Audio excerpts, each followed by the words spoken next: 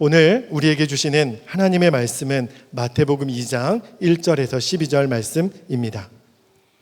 헤로드 왕 때에 예수께서 유대 베들레헴에서 나심에 동방으로부터 박사들이 예루살렘에 이르러 말하되 유대인의 왕으로 나시니가 어디 계시냐?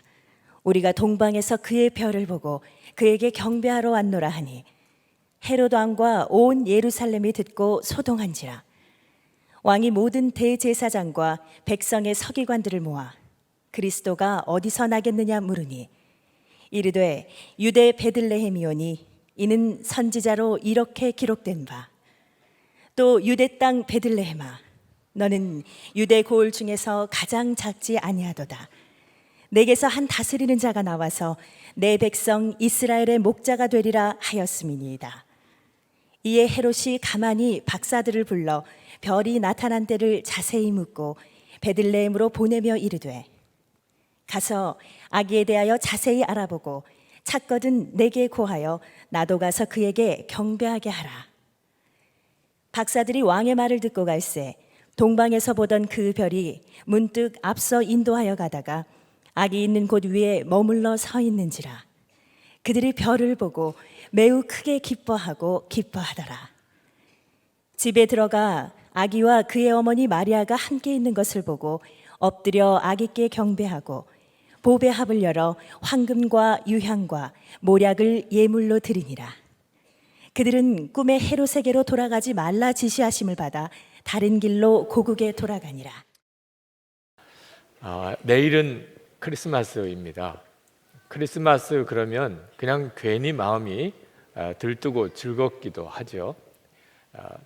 근데 성경을 보면 크리스마스에 대한 아주 너무나 대조적인 두 가지 이야기가 나옵니다.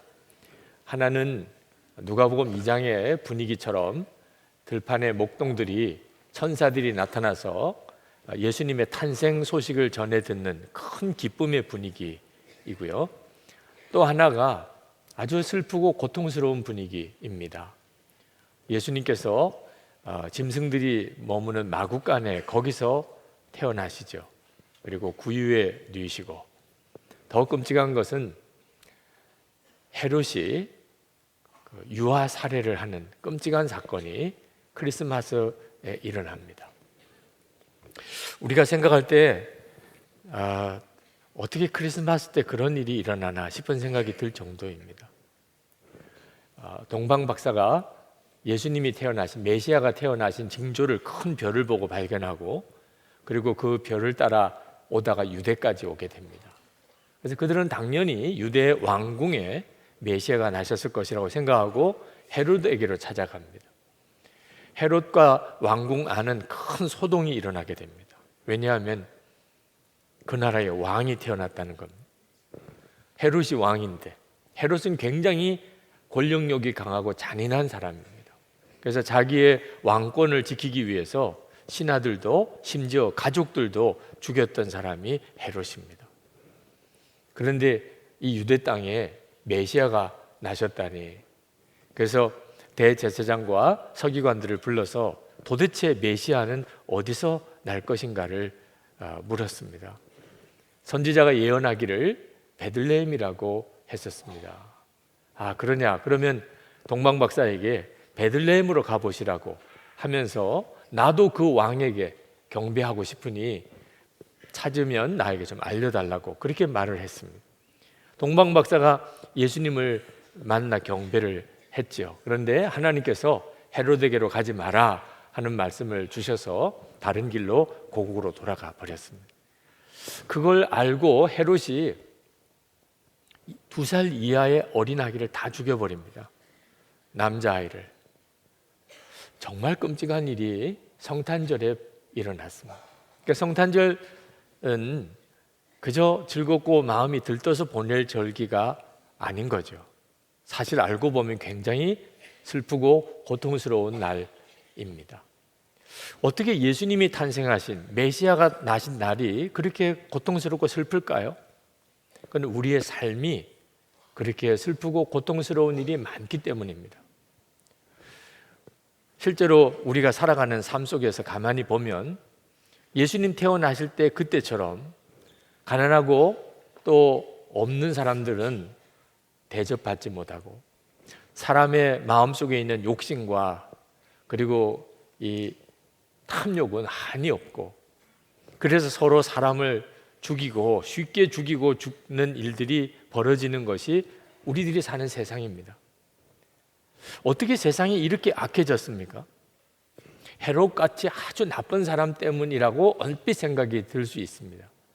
근데 성경이 말하는 핵심은 헤롯과 같이 어떤 특별히 나쁜 어떤 사람들 때문이 아니고 모든 사람들의 마음속에 있는 악에서부터 나온 일이라고 말씀합니다.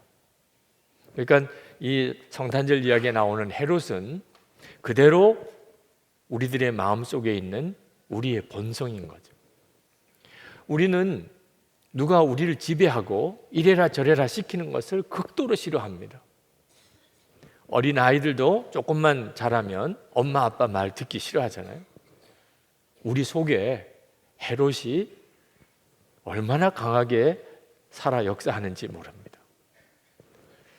이게 성탄절을 맞는 우리들이 심각하게 생각해야 하는 것입니다. 만약에 영국 국왕이 우리나라에 왔다면 그러면 우리는 환영할 거예요. 그죠? 영국의 국왕이 우리나라를 방문했다면. 이유는요, 그가 우리의 왕은 아니니까. 근데 만약에 우리의 왕이 온다면 그럼 문제는 달라집니다. 대통령과 정부 자체가 지금 활짝 뒤집어지게 될 거예요. 언론이 대서특필하고 정말 우리가 왕을 두어야 될 건지 말아야 될 건지 심각한 논쟁이 벌어지게 될 겁니다. 왜냐하면 왕에게는 복종이 필요하기 때문에 그렇습니다. 여러분, 예수님은 정말 여러분의 왕이십니까?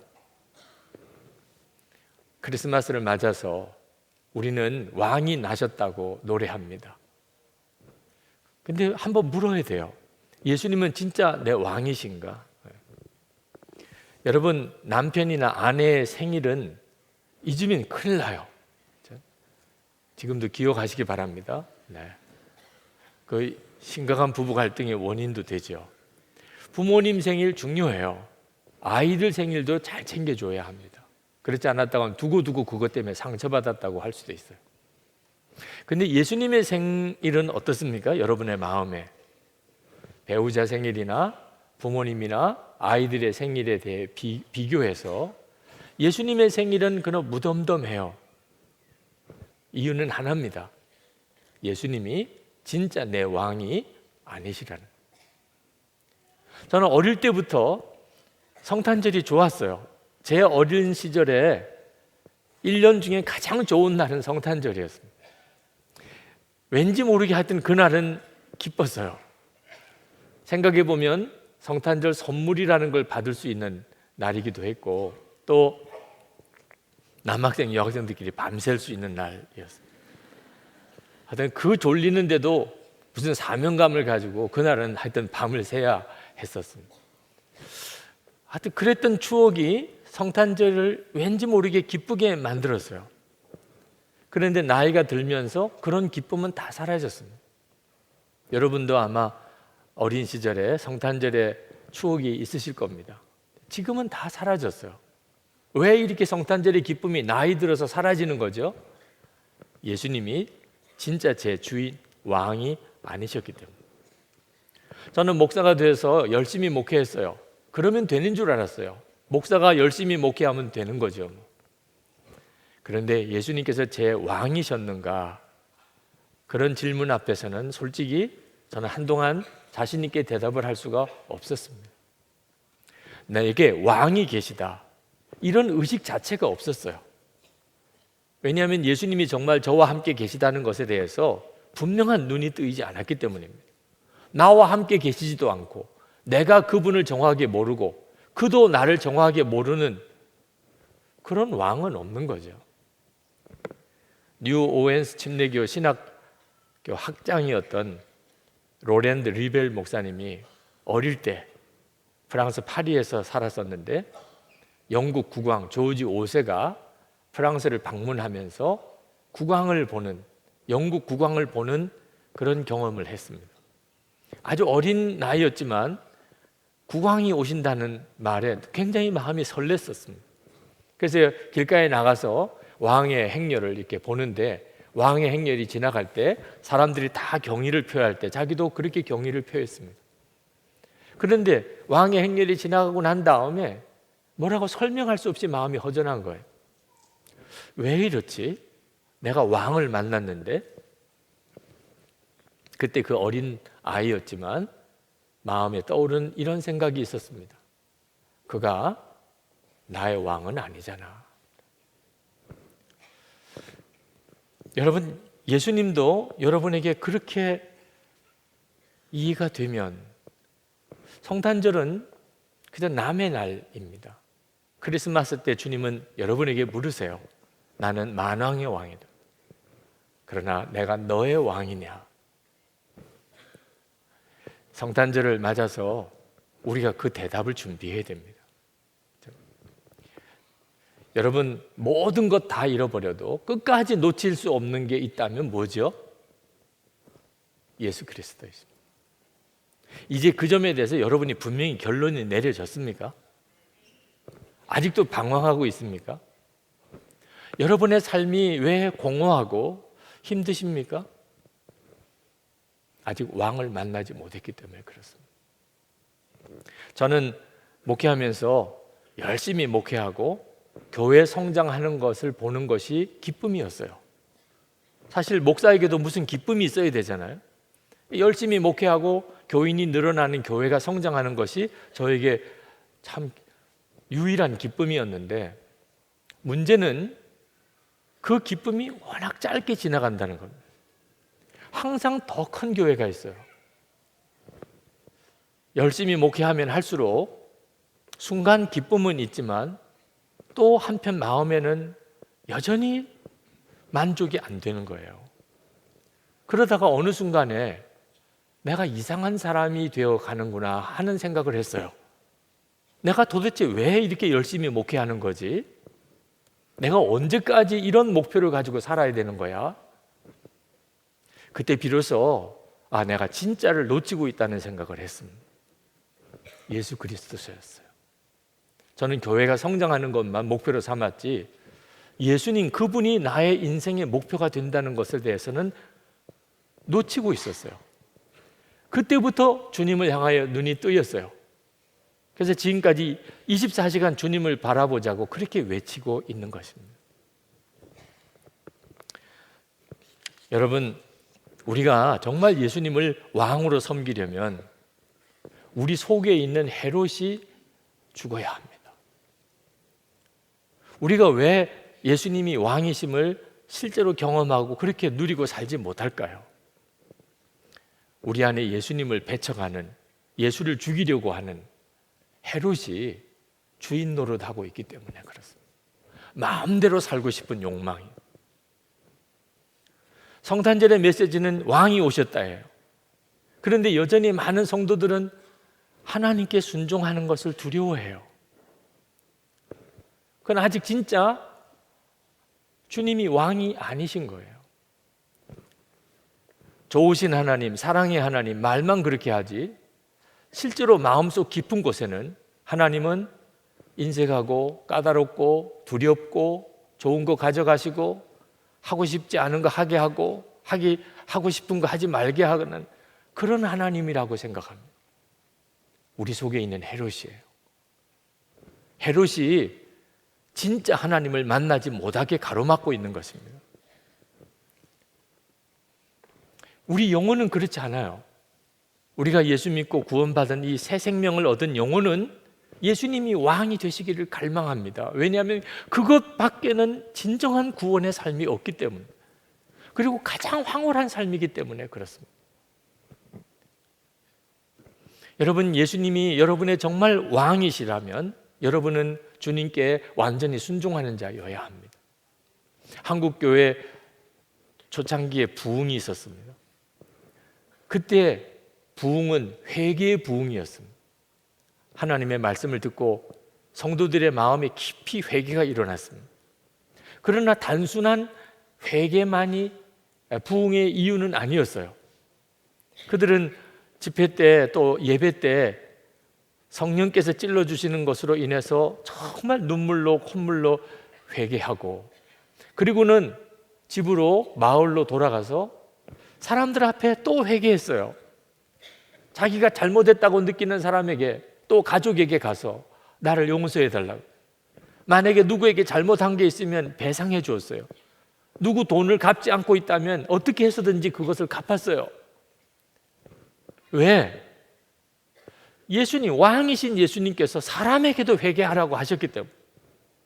그래서 동네가 난리가 났습니다. 아니, 기독교인들이 교회 가서 예배 드리고 전에는 안 그렇더니 지금은 집회를 하고 예배를 드리고 나오면 다 집집마다 찾아와서 잘못했다고 그러고 용서해 달라고 그러고, 그동안에 빚진 거 그렇게 안 갚더니 가지고 와서 다 갚고 죄송하다 그러고, 마을 사람들이 기독교인들이 회개했구나 너무나 분명하게 알았습니다. 그리고 도대체 어떻게 이런 일이 일어나는 거야? 그리고 교회로 찾아오기 시작한, 도대체 무슨 일이 있길래 도대체 교회만 가면 사람이 이렇게 변하냐. 그게 초대교회의 부흥이었어요. 지금도 우리가 주일 예배 드리면 우리 다 회개합니다. 하나님, 또 지난 한 주간 하나님 뜻대로 살지 못했어요. 그런데 그때의 회개와 지금의 회개가 뭐가 다르죠? 우리가 주일 교회에 와서 회개했는 줄 아무도 몰라요. 가족도 몰라요. 직장 동료도 몰라요. 왜? 사람에게도 회개하라는 주님의 말씀에 순종 안 하는 거죠. 잘못했다고 느끼긴 해요. 잘못 살았다고 생각은 합니다. 그런데 사람에게 회개하는 것은 못하겠어요. 누가복음 6장 46절에 너희는 나를 불러 주여 주여 하면서도 어찌하여 내가 말하는 것을 행하지 아니하느냐. 입으로는 주여 주여 하지만 주님이 말씀하시는 것을 행하지 않는 것, 그건 자기 안에 헤롯이 있습니다. 주님도 어떻게 하지 못하게 하는, 주님도 간섭 못하게 하는, 자기가 하고 싶은 대로 하는 헤롯이 있는 거예요. 여러분, 우리가 예수님을 주님이라고 왕이라고 고백한다면 반드시 주님의 말씀에 순종해야 합니다. 만약에 주님의 말씀에 순종하지 않는다면 예수님을 주님이라고 왕이라고 부르면 안 돼요. 이것을 철저하게 지키려고 한다면 여러분 주위의 사람들이 다 압니다. 저 사람 완전히 변했네. 저 사람은 진짜 예수에게 미쳤나 봐. 전도의 문이 확 열립니다. 예수님이 진짜 내게 왕이 되신다면, 헤롯이 내 안에서 죽었다면. 여러분, 우리가 하나님, 저 하나님께 저 자신을 완전히 바칩니다. 그러면 하나님 기뻐하실까요? 아니면 아주 부담스러워 하실까요? 저는 부담스러워 하실 거라고 생각합니다. 만약에 여러분이 어떤 사람이 여러분에게 와서 내가 당신에게 나를 완전히 바치겠습니다. 그러면 여러분 기쁘세요? 부담스러우세요? 만약에 대문을 열었는데 앞에 어린 갓난 아기가 포대기에 쌓여 있고 거기에 쪽지에 잘 길러주세요 이렇게 썼다면 여러분 기쁘세요? 부담스러우세요? 시골 친척집 아이가 보따리 싸들고 안방에 와 앉아서 쪽지를 내미는데 책임지고 잘 길러주세요 그렇게 쓰여져 있다면 여러분 기쁘세요? 부담스러우세요? 우리가 하나님 앞에 우리 자신을 드린다고 할지라도 만약에 우리 안에 헤롯이 죽지 않았다면 우리는 하나님에게 부담스러울 뿐입니다. 하나님은 아무것도 하실 수가 없어요. 그런데 우리가 진짜 헤롯이, 내 속에 헤롯이 죽었어요. 예수님은 정말 나의 왕이세요. 그렇다면 우리가 아무리 부족하고 보잘것 없어도 하나님은 우리를 통해서 하나님의 영광을 드러내십니다. 이것이 성탄절에 우리가 준비해야 될 것입니다. 내 속에 있는 헤롯을 죽이고 예수님의 왕되심을 분명히 하는 것입니다. 여러분, 성령 충만을 다 갈망하시는데 실제로 성령 충만의 은혜를 받는 사람은 드뭅니다. 여러분이 그냥 성령 충만함을 주시라고 기도하지 말고 예수님이 여러분의 왕이심을 분명히 하고 주님의 말씀대로만 그렇게 철저히 순종하고 살아보시면 훨씬 빨리, 훨씬 강하게 성령의 충만함을 경험하게 됩니다. 제가 24시간 예수님을 바라보고 삽시다. 워낙 주님 바라보지 않고 생각하지 않고 사니까 24시간 예수님 바라보고 삽시다. 그걸 매일 일기로 기록합시다. 그렇게 영성일기 사역을 시작을 했는데 따라오시는 분들은 참 놀라운 삶의 변화를 경험하셨습니다. 제가 생각하기에도 놀랄 정도예요. 어떻게 저렇게 변하실까? 사람은 변할까요? 저는 주님을 바라보는 일을 하면서 변한다. 사람은 변한다. 깨달았어요. 저는 그거면 끝인 줄 알았어요. 그보다 더 놀라운 일이 뭐 있겠어요? 그런데 그렇지 않았습니다. 주님을 바라보고 항상 주님을 생각하는 것으로 끝날 수가 없었어요. 더 중요한 것이 있었어요. 그것은 순종이에요. 내가 주님을 바라보았다면 반드시 순종해야 하는 겁니다. 만약에 순종하지 않고 주님만 바라본다면 이상한 사람이 되기 시작하는 걸 알았습니다. 그래서 그 다음부터 영성일기를 순종일기가 되게 합시다 그랬습니다. 그래서 이름을 예나왕, 예수님 나의 왕이십니다. 이걸 분명히 고백하고 그리고 살아보십시다. 그리고 페이스북에 페이지를 하나 만들었습니다. 예나왕 페이지를. 거기에 예수님이 나의 왕이십니다 고백하며 살았던 간증을 거기다가 올리자고 했어요. 처음 올라온 간증입니다.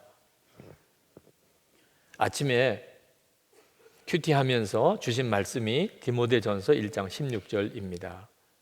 그러나 내가 긍휼을 입은 까닭은 예수 그리스도께서 내게 먼저 일체 오래 참으심을 보이사 후에 주를 믿어 영생 얻는 자들에게 본이 되게 하려 하심이라. 그래서 오래 참음을 오늘의 적용으로 묵상했습니다. 그런데 큐티를 마치자마자 아들에게서 콜렉트콜로 전화가 왔습니다. 엄마, 실내화 좀 가져다 주세요. 다른 날 같았으면 화가 났을 텐데 오늘은 웃음이 나네요. 웃으면서 알겠다 대답했습니다. 여러분, 언제 예수님 믿는 진짜 기쁨을 얻을 수 있을까요? 예수님이 나의 왕이 되실 때예요. 크리스마스가 왜 슬프고 고통스러운 날이 되었지요? 헤롯 때문입니다. 그러나 그 헤롯은 지금도 우리 안에서 역사합니다. 그래서 크리스마스 성탄절이 왔는데도 우리에게는 무감각해요. 오히려 우울한 사람들도 있어요. 그 속에 예수님의 왕되심을 거부하는 헤롯이 있기 때문입니다. 그러므로 여러분이 내일 성탄 예배를 드리러 오실 때 여러분 안에 있는 헤롯을 먼저 제거해야 합니다. 그리고 예수님의 왕되심을 분명히 해야 합니다. 이것이 성탄절이 기쁨의 날이 되는 가장 중요한 조건이에요. 그리고 성탄절을 통해서 우리 삶이 변화되는 거예요. 몇 해 전에 지금처럼 이렇게 연말에 신대원 졸업을 하는 전도사님 한 분이 메일을 보냈어요. 이제 졸업을 해야 되는데 공부는 다 마쳤는데 외상으로 마지막 학기를 공부했습니다. 그래서 등록금을 내야 졸업이 됩니다. 목사님, 제 등록금 좀 마련해 주세요. 제가 마음이 너무 힘들더라고요. 뭐 그분 한 분 문제라면 어떻게 해서든지 한번 해봅시다 그럴 만도 한데 너무나 도와달라는 사람이 많아요. 도와달라는 교회도 많고 어디를 도와야 되냐, 어디를 도와야 되냐, 어디를 안 도와야 되냐 이 문제 때문에 아주 고민하고 있을 때예요. 그런데 또 등록금을 해달라는 겁니다. 제 마음의 생각에 그 사람이 진짜 하나님의 택한 종이라면 하나님이 해결해 주시겠지. 내가 할 수 있는 건 아니잖아. 형편이 그렇지 못하니까. 그래서 그냥 모른 척 했습니다. 근데 계속 메일이 와요. 돈 됐냐고. 아니 등록금 해달라고 부탁하면 그냥 된 걸로 생각하는지 돈 언제 됐냐고 자꾸 메일이 오는 겁니다. 부목사님 한 분이 찾아오셨어요. 그 부목사님에게 계속 메일이 온대요. 이제 마지막 날이래요. 돈 어떻게 됐냐고 확인해 달라고 해서 오셨다는 거예요. 짜증이 확 나더라고요. 그래서 애꿎은 부목사님께 아니 도대체 내가 어떻게 하라는 겁니까? 그러고는 마음이 너무 힘들더라고요. 말은 사정이 그러니까 그렇게 말은 했지만 마음이 너무 어려웠어요. 주님이 그렇게 하면 안 된다 하실 것 같았어요. 그래서 제가 가지고 있는 걸 일단 모아봤더니 턱도 없이 모자라요. 그래서 교회에서 제가 쓸 수 있는 목회비를 다 모았더니 겨우 등록금 어지간히 맞춰졌습니다. 그래서 그걸 목사님께 전해드리라고 보냈어요. 그랬더니 그 다음날 등록을 마쳐서 졸업을 하게 됐다고 그렇게 연락이 왔었어요. 사실 그때까지만 해도 솔직히 불편했어요. 어떻게 나에게는 이런 사람들만 오나 이런 생각이 들었어요. 그런데 등록이 마쳤다고 하는 이야기를 듣는 순간에 마음의 기쁨이 확 일어나더라고요. 내게는 사실 가지고 있는 거 다 보낸 것뿐이에요. 근데 어떻게 이렇게 기쁘죠? 예수님이 나의 왕이 되셨다는 거 하나, 주님이 원하는 대로 그대로 했다는 거 하나, 그게 그렇게 나를 기쁘게 만들더라고요. 다윗이 항상 자기가 왕이면서도 그는 하나님이 왕이라고 고백하고 살았던 사람이에요. 그 다윗이 하나님께 영광 돌리는 찬양을 시편 24편에서 이렇게 노래합니다. 문들아 너희 머리를 들지어다. 영원한 문들아 들릴지어다. 영광의 왕이 들어가시리로다. 영광의 왕이 누시니요 강하고 능한 여호와시요 전쟁에 능한 여호와시로다. 문들아 너희 머리를 들지어다. 영원한 문들아 들릴지어다. 영광의 왕이 들어가시리로다. 영광의 왕이 누시니요 만군의 여호와께서 곧 영광의 왕이시로다. 하나님을 나의 왕이라고 고백할 수 있는 것은 너무나 놀라운 기쁨입니다. 그게 내 중심에서부터 터져 나온다는 것은 이건 너무나 황홀한 일입니다. 제가 예수님이 나의 왕이 되심을 고백하기 시작할 때부터 성탄절은 저에게 다시 기쁨의 날이 됐어요. 어릴 때 그 기쁨이 아닙니다. 선물 때문에 무슨 파티가 있어서 기쁜 게 아니었어요. 그냥 왕이신 예수님 그분으로 인하여 기뻐요. 저는 교우들이 성탄절이 왔는데도 진정한 기쁨이 없이 지내는 모습을 볼 때가 너무 안타까워요. 물론 세상 사람들은 예수님을 모르니까 그렇다고 할 수 있죠. 그래서 비축제를 조금 우리 교회 재정으로 부담스러워도 계속 하는 이유예요. 세상 사람들에게도 성탄의 그 기쁨을 함께 나누고 싶었기 때문에. 교우 여러분들에게는 더 그렇습니다. 성탄절은 말할 수 없이 놀라운 기쁨의 날. 내일 성탄절 예배는 왕의 잔치예요. 여러분들을 다 초청합니다. 그러나 입장 자격이 있어요. 내일 왕의 잔치에 참여할 입장 자격. 마음의 헤롯이 제거되고 예수님이 정말 나의 왕이시라고 고백할 수 있는 것. 그렇게 오시기를 축복합니다. 이 시간에 우리 같이 기도하십시다. 여러분, 예수님께서 여러분의 정말 왕이십니까? 그렇게 고백하십시오. 여러분 속에 지금까지 교묘하게 숨어서 예수님의 왕되심을 자꾸 거부하고 싫어하고 부담스럽게 만드는 헤롯이 십자가에 죽었음을 고백하십시오. 예수님이 나의 왕이시라고 목이 터져라고 외칠 수 있는 그 믿음과 감격을 달라고 구하시기 바랍니다. 우리 다 같이 통성으로 기도하겠습니다. 은혜와 사랑이 충만하신 아버지 하나님, 놀라우신 하나님의 은혜를 감사합니다. 역사하시고 충만하게 함께하여 주옵소서. 오늘도 하나님 앞에 나와 예배하고 주님 앞에 간절히 기도하는 모든 성도들을 하나님의 능하신 손에 사로잡아 주시기를 원합니다. 은혜 위에 은혜로 함께해 주소서. 하나님의 놀라운 역사로 함께해 주소서. 하나님, 우리의 심령을 활짝 여소서. 성령께서 우리의 마음의 간절함과 갈급한 심령 가운데 임하여 주옵소서.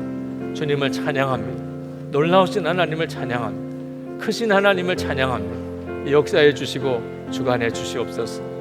이번 성탄절이 진정으로 왕의 나심을 기뻐하는 성도들의 잔치가 되게 하시기를 원합니다. 말할 수 없이 놀라운 하나님의 은혜를 쏟아 부어주시는 하나님 놀라우신 잔치가 되기를 원합니다. 오늘도 예배 중에 사랑하는 성도들의 마음에 심령을 주여 만지시고 역사하시고 다스려 주시기를 원합니다. 감사합니다. 주님 찬양합니다.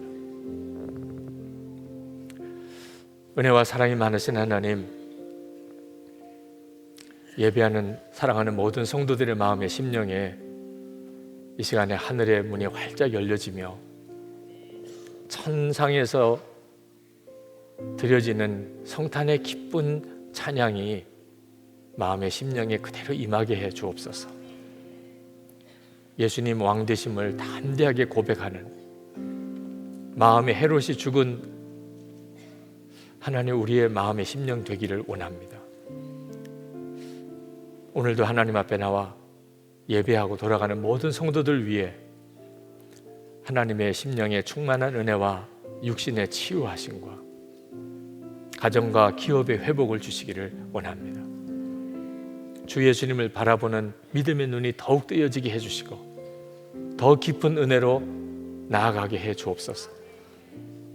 하나님 앞에 우리의 마음을 담아 기쁨과 감사의 예물을 주님께 올려드립니다. 하나님 기뻐하시는 뜻을 이루시려고 하시는 계획대로 쓰여지기를 원합니다. 그리고 성도들의 삶에 하나님이 부으시는 말할 수 없는 복이 되게 해주소서. 도와주고 베풀어주고 살게 하소서.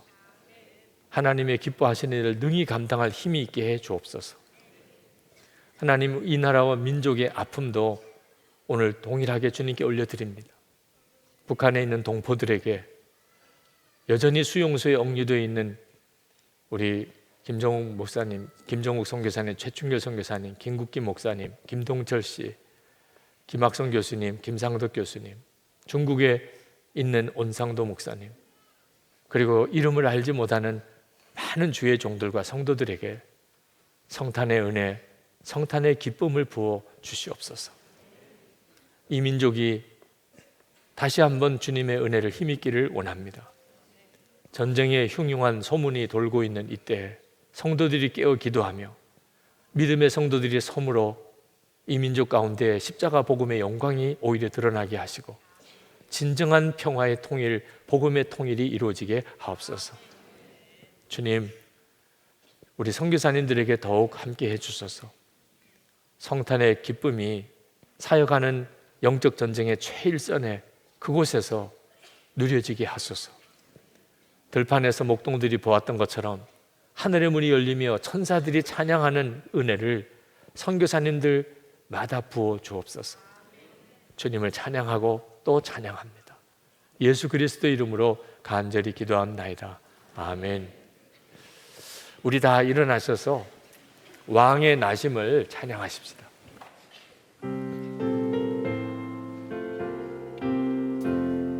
전사 찬송하기를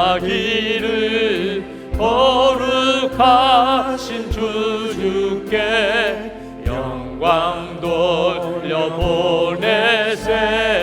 구주오늘 나셨네.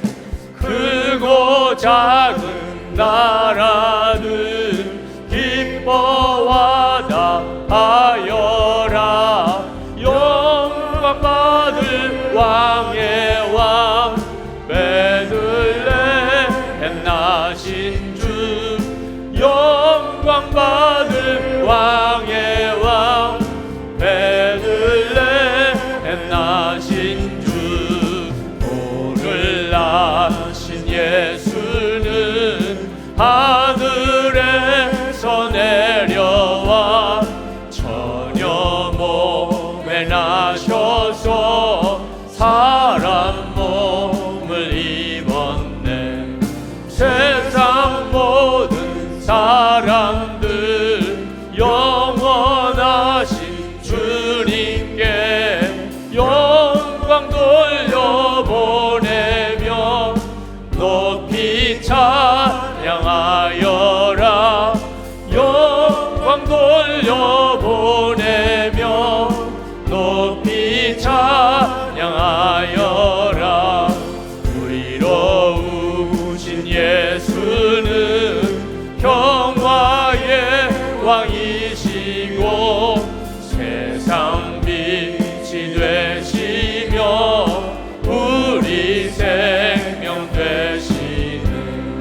죄인들을 불러서 거듭나게 하시고 영생하게 하시니 왕께 찬양하여라.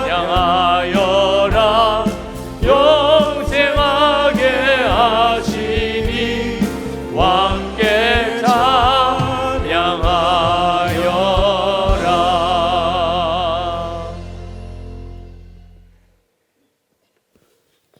하늘의 보좌를 버리시고 이 땅에 오신 예수 그리스도의 크신 은혜와 독생자까지 내어주신 아버지 하나님의 말할 수 없는 사랑하심과 주 예수님을 바라보는 눈을 열어주시는 보혜사 성령의 교통하심이 오늘 성탄 주일 예배를 드리고 돌아가는 모든 성도들과 함께 하시기를 축원하옵나이다.